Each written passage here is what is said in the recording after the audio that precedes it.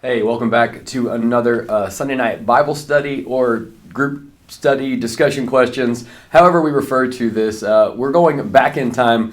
Dwight and I did not over the Christmas week have time to film together, but we did have time to talk about our messages. And if you ended up watching both sermons, which I know some people like to do, which that's just A+ for you guys who are watching both messages. I know Dwight did a great job in Gallatin, and I got the privilege of speaking here in Goodlettsville as Pastor Tim was taking some much-needed R&R and family time. So we were both very excited to preach on this passage, still in our study on the book of James. So again, this is going back, and maybe the timestamp will kind of throw you off if you're keeping up with the Gospel Compass stuff or anything like that. But just wanted to explain, this is the Sunday night study guide that goes with the sermon that Dwight and I preached on week 10, which was living in glass houses.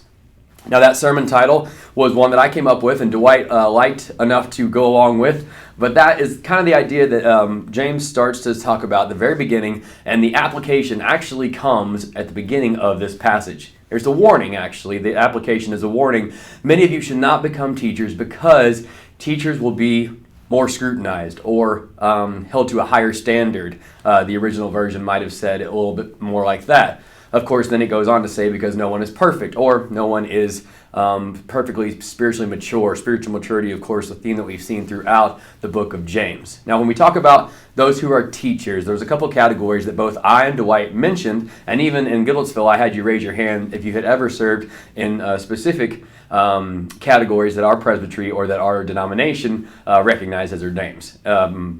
Teachers, preachers, deacons, elders, and of course we know in church we can never have anything without that fifth pillar, which is volunteers. So right now I want you to pause the video and go around your group, and maybe someone's kind of new to our church, be that Goodlettsville or Gallatin. Maybe you don't know all their church history or background, and just discuss how have you served in a leadership role in the past in God's church.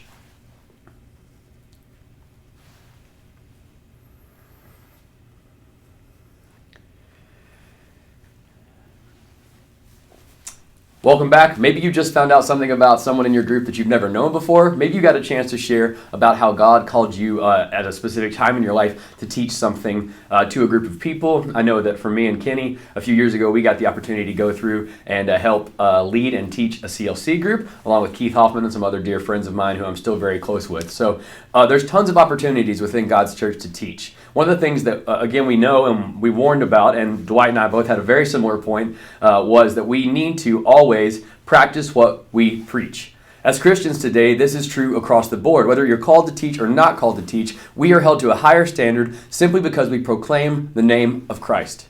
Now, we both talked about this at length, and I think that for our culture today, the society in which we find ourselves trying to live and call ourselves Christians, this is probably the most important thing that you can discuss in your group. So pause the video and discuss this next question. How in our society today do you see Christians being more scrutinized?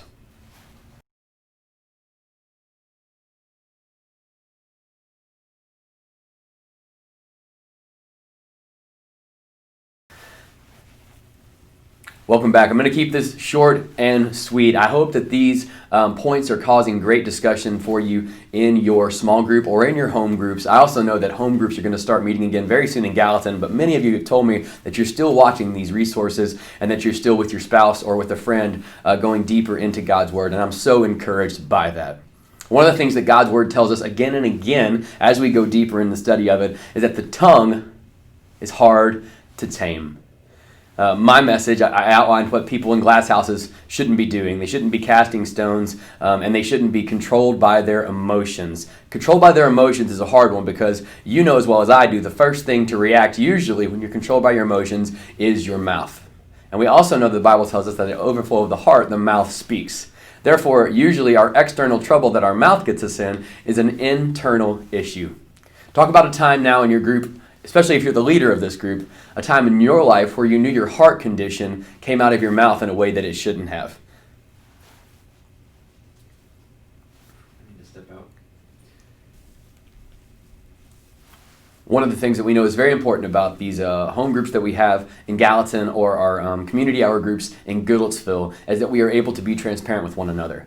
I was very transparent on Sunday that not being controlled by my emotions is probably my biggest personal struggle in the Christian life. Dwight was very candid with a story that he got to tell from the Gallatin pulpit about how he got angry with his wife while preparing a message called Slow to Anger. So we are by no means perfect. We wanted to focus on that word in both of our messages. We think that the word spiritual maturity, again, is actually a better translation of that. So today, if you're watching this at the end of 2020 or the beginning of 2021, we want this to be a catalyst conversation.